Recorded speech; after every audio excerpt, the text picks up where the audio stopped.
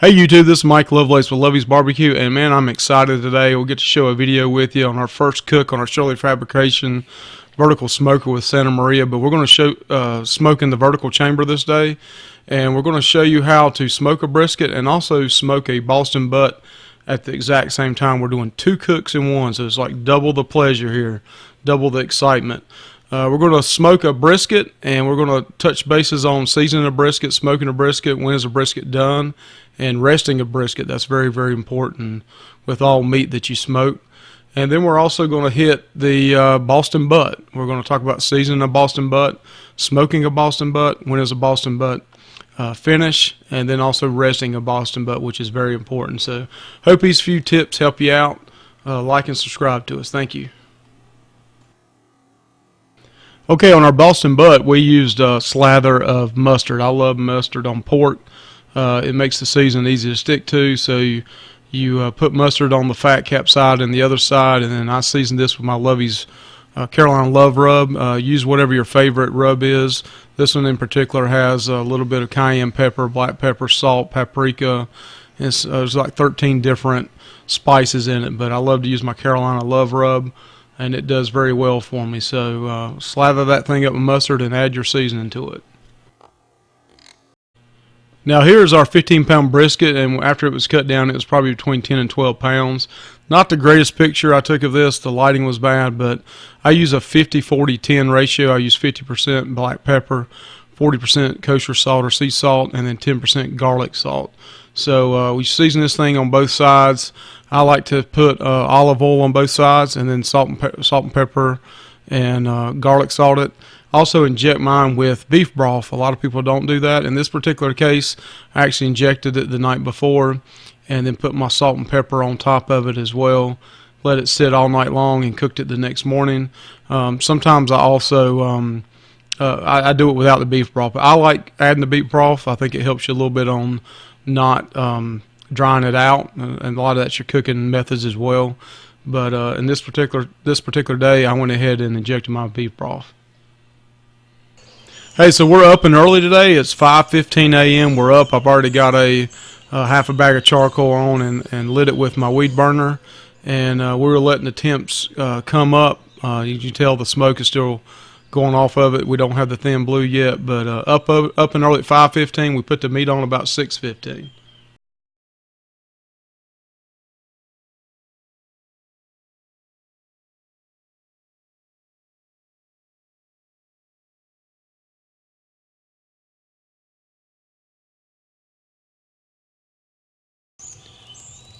Alright YouTube, this is Mike Lovelace with Lovey's Barbecue, and hey, we're firing up this vertical smoker for the first time. As far as cooking, we seasoned it yesterday. I put about a third to a half a bag of charcoal in. Just put on the first hickory log, and temp has gotten up to about 240, so we're going to let this thing level out a little bit, and then we're getting ready to put some 15-pound brisket, which after it's cut down is probably about 10 to 12 pounds. And then we got two 8-pound Boston butts we're going to put in there. So let's see how this thing works. I'm sure it's going to work great. Just want to show you this setup underneath the firebox. It's a little bit smaller of a firebox compared to a standard 30-inch wide. As far as the height, I think this one's 16 inches tall. So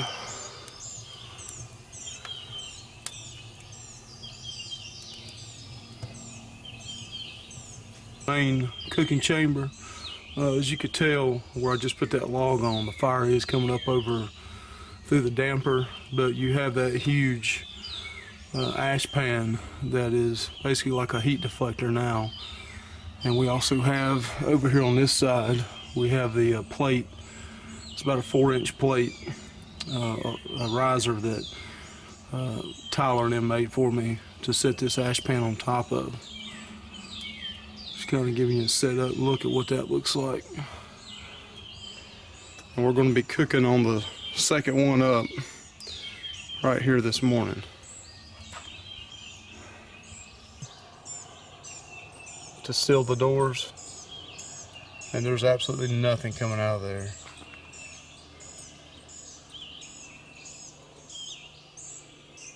Whereas where I just put that log on a little while ago, you can still see there's some smoke coming out. It's not the thin blue smoke that you want, but there's absolutely none coming out of the doorway of the vertical smoker. This right here is coming out of the bottom damper. To our temp, we want to get between 275 and 300. We're getting ready to put on the brisket and the Boston butts, and let's see how this goes here. Go ahead and load this up and start smoking. Hey, so one thing you'll notice when I'm putting this brisket on, you know, I could have done a better job with the salt and pepper on the sides. I did salt and pepper at the top. From the last picture you saw or video I showed, I actually went back and put another layer of salt, pepper, and garlic salt. The sides, you know, if you can get them, yeah, that's great. I definitely encourage that. I didn't this time the way that was sitting in the pan, but you know, the juices flow down the sides and is great. And the same thing with the Boston butt. If you can go ahead and get the sides really good. I didn't do a great job this time, but I'd salt them really good all the way around.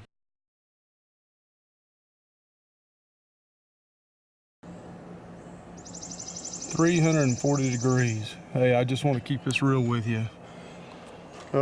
Just put the meat on about 30 minutes ago and started firing up. So, and plus the complete warmer got warm. So there's one or two ways, or several ways you can do this. But some of y'all, if you get your cooking chamber too hot, I had this wide open, so I'm cutting it down about half. You also have the damper over here that you can shut off a little bit to cut the heat down as well. I'm gonna go with this first, see how it works. I may even close a little bit more. I have controlled mine by this, but I usually like to leave this just wide open and control the heat by either this, and you could open it up. Also, you got to watch on that because you get too much air in there, it'll mess it up too. But normally I control my heat probably 90% of the time by this right here and fire management. So I'll back this off to kind of choke it down a little bit. Seems to be burning pretty good. Still a little bit of white in that, but getting close to the thin blue. So hey, we'll get this thing dialed in here. New cooker. Hey, we've all been there. We've all had it, you know, too hot. So just wanted to let you guys know this. Wanted to keep this, you know, 100% real and completely raw. That hey, we all do it. Sometimes your cooker gets too hot, and the choices you have to try to cool it back down is fire management, your airflow, either on the side over here or here. But there's plenty of other options as well, a couple other ones as well. But that's the two I mainly try to use. So I'm gonna try to choke it down a little bit right here. Make sure this doesn't get crazy here, and it shouldn't, because you know the air here supplies the fire, and that's a good source. If you cut that air off a little bit, it'll cut the heat down. So we'll see how that works. Mike Lovelace, we're checking in about a couple hours into the cook now. Temperature is under control. As you can see, a translucent smoke coming out, that thin blue smoke. This thing is purring right along. Looks great. I think the temperature is 273. We'll walk over here and take a look at it. It's actually 271, and I like to cook between 275 and 300, so I'm getting ready to put another little log on, probably around 260, 255, and let it get back up to about 300, but between 300 and 275. So everything is running well. Beautiful morning, beautiful smoker. The smell of a brisket and Boston butts cooking. Can't ask for much more than that, I tell you that. Around 271. Just one log really on there on top of some coals. But yeah, it's a nice burn. 4.5 hours into this cook, and just going to open it up and check on everything. I may flip the brisket.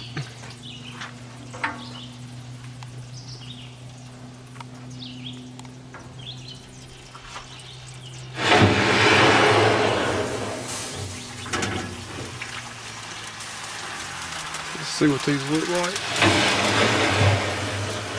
Yeah, get some nice color on them.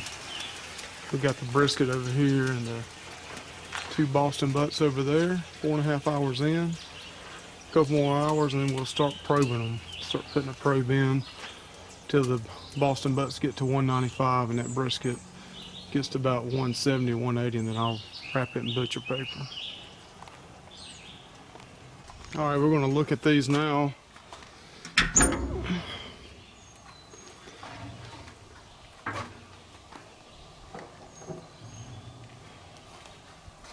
Like the brisket is about 198 at the point. It's right at about 200, 201 down here in the flat. The Boston butts are at about 170, so I'm gonna bring him up to about 180.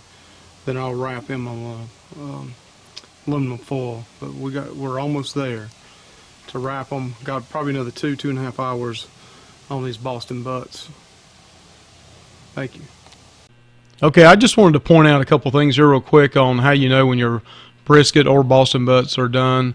I'm on the brisket, even though I'm going by temperature here, I usually run mine up to about 203, 205, and then put it in a cooler, wrap it in a towel, and leave it there for 3 or 4 hours. I've never had an issue with it not being done, but actually the real way you should be testing it is with a toothpick or the tip of a probe like this thermopin. And whenever you stick that in and pull it back out, there should be no tug on it. If there's no tug at all, then it's ready. Sometimes you may have to go up higher in temperature than the 205 to make sure that's done. But I like to wrap mine and then let it rest for a really long time, and that really breaks down the collagen, and there's an overflow on cooking. So I've not had any issues with that. But again, the true way is probe with a toothpick or end of a probe. There should be no tug on it. Same thing with the Boston butt. It should be able to pull the bone and kind of slide it right out. Again, I like to rest my Boston butts 3 or 4 hours as well. But just wanted to make sure I pointed that out. Okay, we've hit 178 to 180 degrees. And we're going to go ahead and open up this vertical. Yeah, they look nice now. We're going to go ahead and put these pans right here underneath to catch the drippings on this vertical. Pull them both out at the same time, that way it just drops down and in. You can tell these have some nice color on them.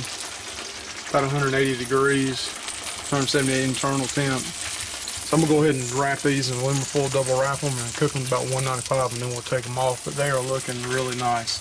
Could go ahead and cook them to 195, but I want to speed some things up here, so we'll go ahead and wrap them now. So here we are going to go ahead and wrap our Boston butts. I like to cut off 4 or 5 slices of aluminum foil, and then go ahead and have them ready, and that way as soon as you take them off, you place them on. You wrap it just as I did here, and then your next piece is right underneath it. You can go ahead and fold it over, roll it down, and wrap the ends up. And I also like to use 2 pieces of foil instead of 1 because I've had them burst before on me, and then all those hot juices go back on top of you or all over the cooker. I just think it's a little safer. Plus, you don't want to waste that good juice that you can use back into your pulled pork later on if you wanted to, especially if you put it in a fat separator. So go ahead and double wrap those Boston butts, put them back on there, and run them up to 195 to 200. I like to stop at 195 again because I have a long carryover in the cane bro where they're wrapped in towels. But 195 to 200 is a good number. 201, I normally run mine about 195 because I let them rest for about 4 hours, but I ran these up to 201, and we're going to only let them rest for about 2 hours before we have to break them apart. So these are already double wrapped. We'll put them in our cane bro along with the brisket, and I'll be able to eat here in a couple hours. Hey, so I want to talk real quick about the consumption of fuel on this cook. I only used 10 splits for the entire cook, and that was for cooking for 10 hours. The brisket took about 8 hours and 15 minutes, and then the Boston butts took 10 hours. So it ended up being just a half a bag of charcoal and 10 splits. Very efficient fuel consumption with the Shirley Fabrication Vertical Smoker. And even on the splits I used the smaller around 3-inch splits, not the bigger 4-inch splits. So very impressed with the fuel consumption. Alright, this is the moment of truth. We're going to open this up. It's been sitting inside this butcher paper in the hot box for between 3 and 4 hours now.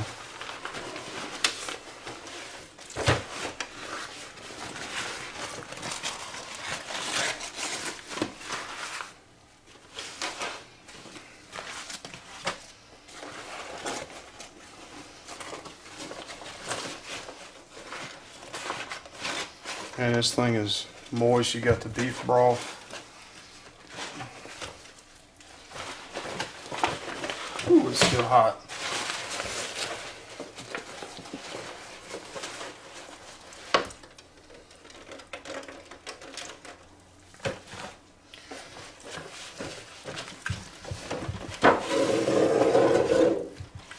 We'll save this broth right here, this beef broth, and add it back to the container. So right now we have the flat and the point still connected.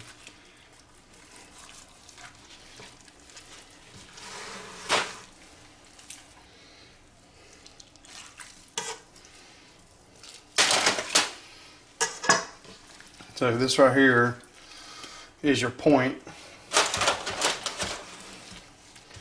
and this right here is your flat.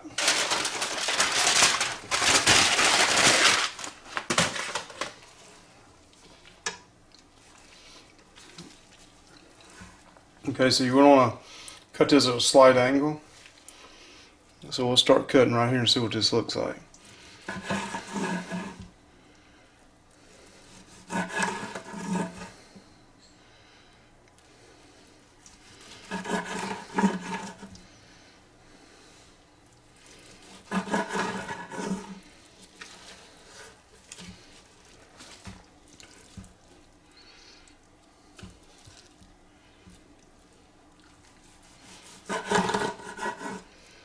And it looks good.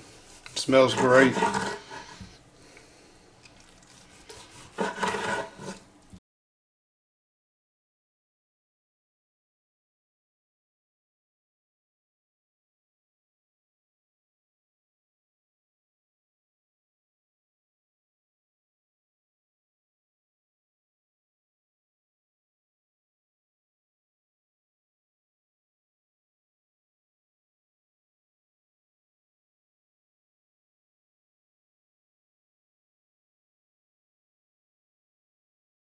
Pieces here.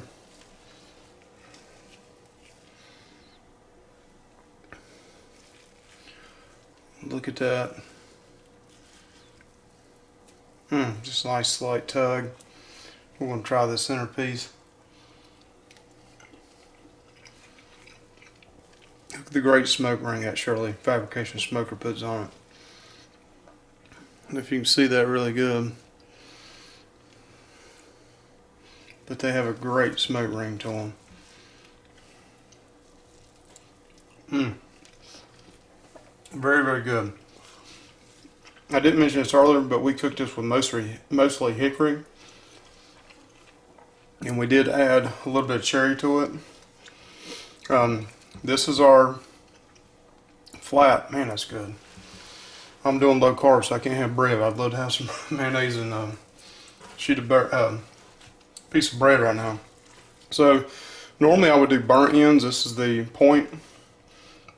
I am going to still cube it, but normally to do burnt ends I add the au jus back, a little bit of local honey and some barbecue sauce, and put them back in the oven or on the cooker for 30 minutes to an hour. Another thing on this, if you like more of a bark, like a more grit to it on the bark, once I cut this, before I cut this, I would put it back on the smoker for about another 30-45 minutes just to dry up the outside of it. That bark, make it have a little bit more crisp bark to it. But I'm telling you right there, that is great. That smoke ring is incredible. Again, this was on the vertical smoker we just cooked on. So we're going to cut this into 1-inch squares just like I was going to do burnt ends.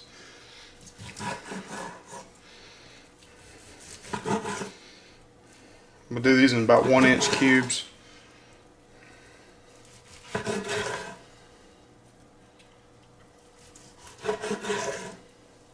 This is a little more fat to it.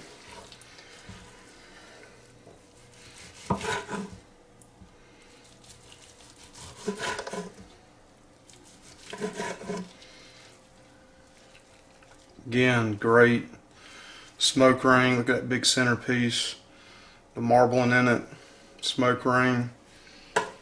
Man, it's gonna be some good eats.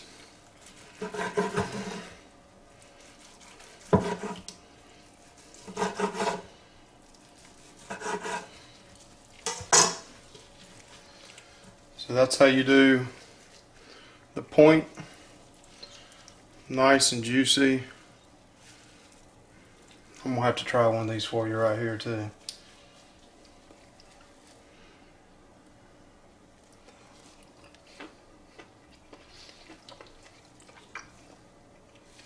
Man, that's good. If I wasn't doing low carb and I could have some barbecue sauce on that, burn these things up a little bit, we would definitely do it. But thanks for checking us out. This is our brisket. We still got pulled pork to do.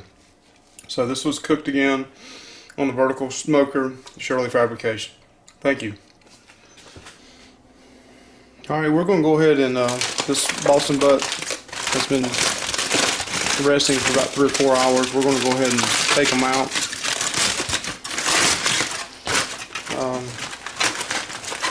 A lot of juice still in here, and they're pretty warm still. I had them, the 2 of them, and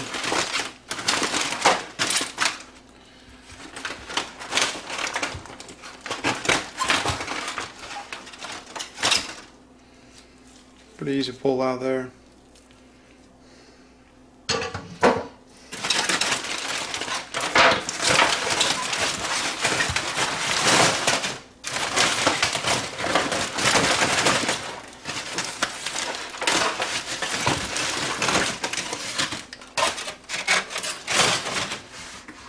So this is the bottom, and this is the top. This is the fat cap right here. There's actually some good meat up underneath here if you wanted to take the time to do that, but I'm gonna go ahead and get rid of that. But as you can see, very tender.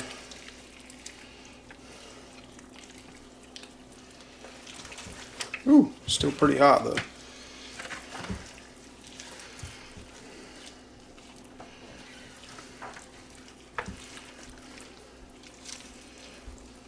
Very tender.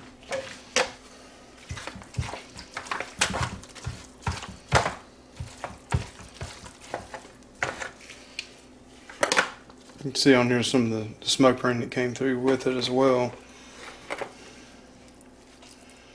It's good stuff here. So I'll go through and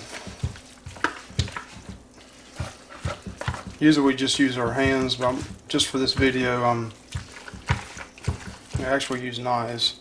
But for this video we're going to go ahead and just want to tear this up for you a little bit.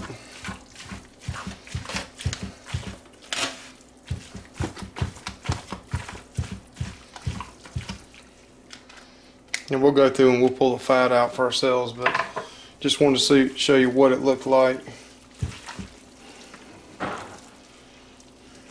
Looks like a money muscle right there. Nice bark. Smells incredible. So I'll go ahead and do this one and the next one, and we'll show you what they look like once we clean up and get all the fat out. Thank you. Our finished product, the pulled pork, nice smoke ring, some burnt ends on the bark end of the pulled pork. We did 2 of these. They were 8 pounds each starting out. I'm guessing the yield's about 4 pounds each. But first cook on the Shirley Fabrication Vertical Smoker is a huge success with some great brisket and some great pulled pork. Thank you guys for checking us out, and subscribe to us if you'd like us. If not, that's okay too. Have a good day, and God bless you.